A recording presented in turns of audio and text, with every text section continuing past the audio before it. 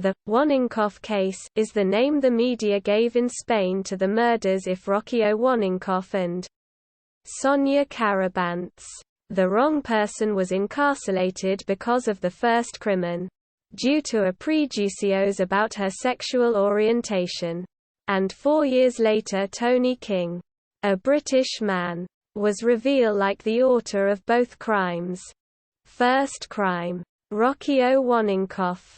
Rocío Wanninkhof-Carabantes was a Dutch-Spanish teenage girl who was murdered in her hometown of Mijas, Málaga, Spain, a town located on the Costa del Sol. She said goodbye to her mother and sister around 17:30 of 9 October 1999. Then walked the 500 meters between her home in the Mijas residential area, La Cortagera, and her boyfriend's home in La Cala de Mijas, where she stayed until 21:30. According to her boyfriend, she left then with the intention of taking a shower and changing clothes in her home, before reuniting with him and other friends at a fair in Fuengirola later that night. This was the first and only time that Wanninkhof made the return trip alone and on foot. Usually she would either be driven home by her boyfriend or picked up at his home by her mother or sister. A foreign resident was the last person to see her alive, walking from La Cala to Mijas. The next day, Wanninkhof's mother and sister contacted her boyfriend and friends, all of whom denied having seen her at the fair. Though already alarmed, Ornos decided to go for a walk with Kerillo to put herself at ease rather than reporting Wanninkhof's disappearance right away. During this walk, the couple found a pair of running shoes that they identified as Wanninkhof's, a napkin, and several blood stains in a vacant lot next to the road used by her. They alerted the civil guard, who cordoned off the area and started the search with the help of her family and over 1,000 neighbors. Despite the absence of a body, it was immediately apparent to law enforcement that Wanninkhof had been murdered. A blood trail began at 1.10 meters from the sidewalk and continued to a blood pool large enough to have caused her death from exsanguination. Next to the pool were dragging marks, and crossing over them and the blood, there were tire tracks made by a small vehicle with a tire model that went out of production in 1993.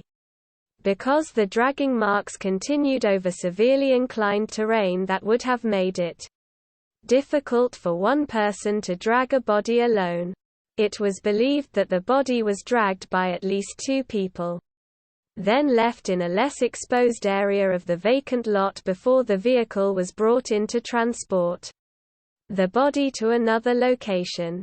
At least 3 days after the disappearance, a taxi driver came forward to say that the night of the crime, at 2200, he dodged an off-road vehicle driving on the wrong lane at the exact point on the road where the running shoes were found. When the vehicle passed his own, he heard a high-pitched shriek or scream that scared him.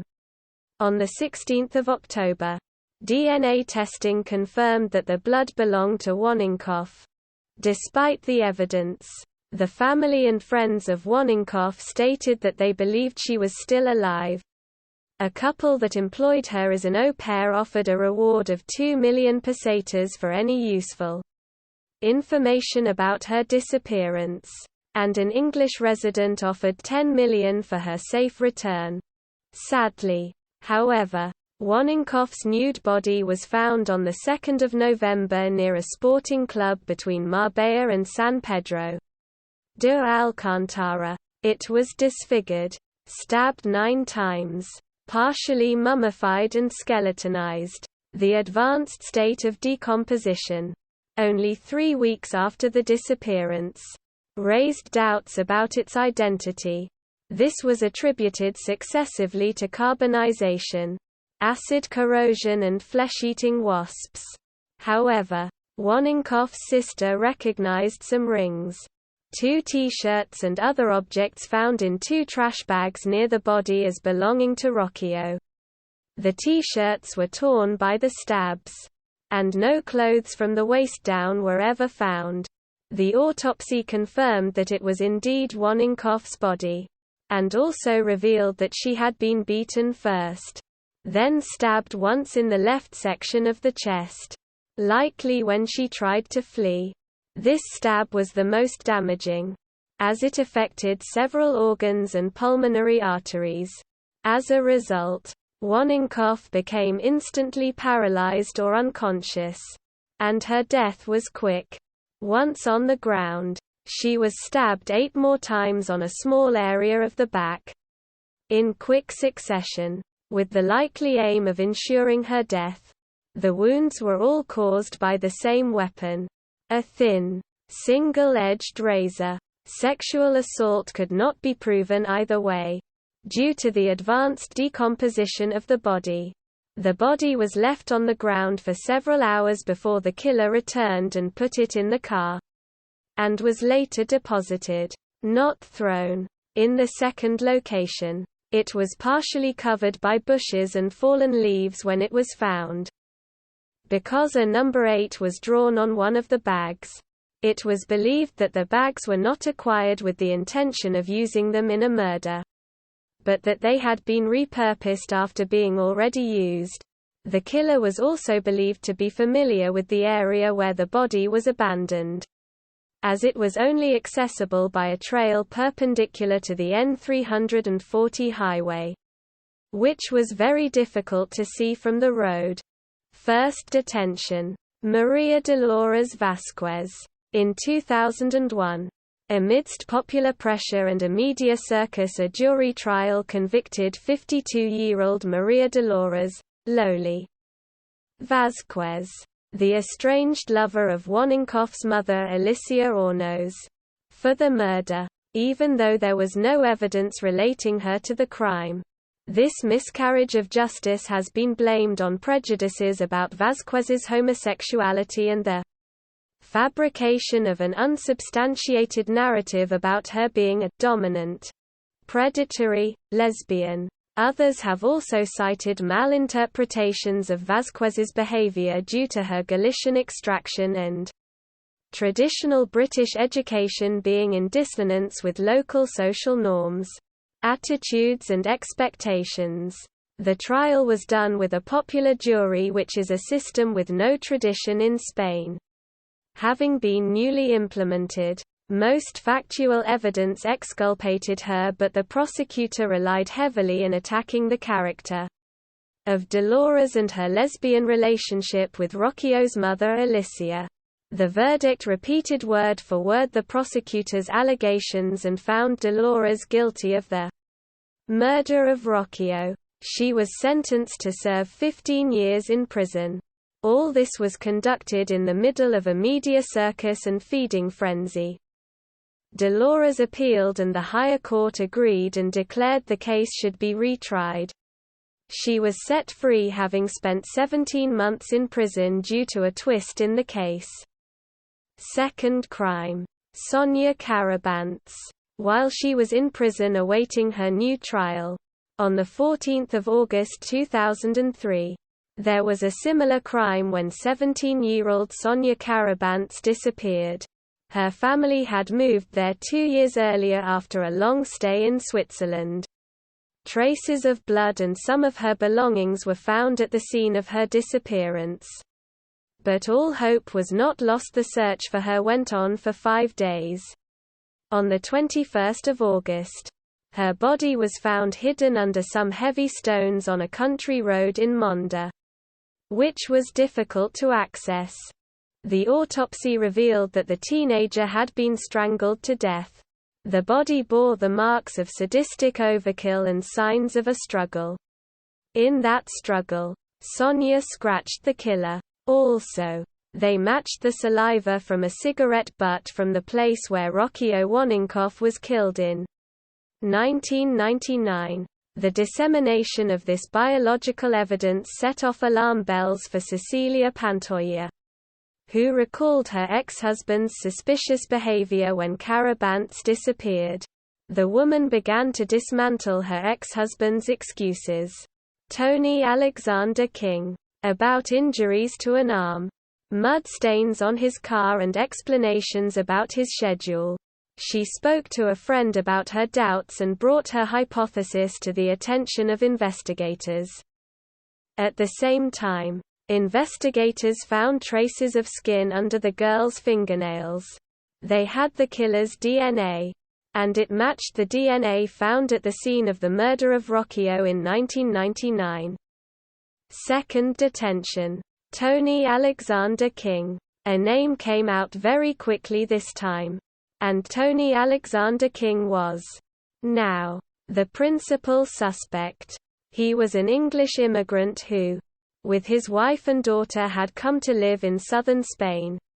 It turned out he had a long criminal history and had served time in England for sexual crimes. Before changing his name and settling in Spain, he was then living with another partner. Having divorced Pantoja, the Guardia Civil obtained the definitive DNA test there to match the evidence under Sonia's fingernails. That test revealed the profile of a sexual psychopath. He was defined as withdrawn, quiet, unintelligent and very concerned about his image. Tony was obsessed with bodybuilding, and excessive steroid use led to acute sexual impotence. His alcohol intake caused him to behave in an insolent and boastful manner, even bragging about sleeping with minors, killing his sister's rapists, or working for certain gangsters. Also, he had been jailed for 10 years in 1986 for a series of sex attacks in North London which earned him the sobriquet, the Holloway Strangler. Being released from jail in 1995. In 1997 he moved to the Costa del Sol with his Spanish wife, Cecilia. But the couple separated 2 years later. She was the person who told the court she had suspected him of being involved in the murder of Rocío Wanninkhof. But Scotland Yard still had wanted to speak to King, 40, about a number of unsolved murders and rapes which they thought might fit his modus operandi. In total, police forces in 5 different parts of Britain want to talk to King about a total of 4 murders and 2 rapes. So 10 officers were deployed to Operation Washfield, as it became known, which began to dig into King's past while liaising with police in Spain. King admitted to murdering Sonia and Rocío when first interviewed by police in Spain, but he retracted his confessions at the beginning of his trial. The Tony King case highlights the problem of keeping tabs on sex offenders within the European Union. When King was arrested, the then Spanish Interior Minister, Angel Acebes, admitted the authorities had received a warning about King in 1998, which had been passed on by Interpol from British police. Mr. Acebes, who was ousted in 2004 when the government was turfed out in the wake of the Madrid train bombings, said at the time the warning was about certain records in Britain and the activities that this individual was involved in, but he pointed out the Spanish police received thousands of similar messages each year, and forces across Europe are aware of the problem, which was last highlighted with the case of British teenager Caroline Dickinson, who was murdered in France by a Spaniard who had committed crimes all over Europe. In 2005, Tony Alexander King was sentenced to 36 years in prison for the death of Sonia Carabance, and to an additional 7 years for an unrelated sexual attack he had committed. In 2006 he was found guilty of the death of Rocío Wanninkhof and was sentenced to 19 years in prison for that crime. Aftermath. This case was very notorious in Spain for 2 main reasons. In first place, proved how important the media information are when it leads to a social opinion. and how a renoxant can be sent to jail only because of stereotypes and prejudices. But it was algo very important the debate it create about the isolation that British people have in certain areas, and how they are ignored by the police because they are rich immigrants.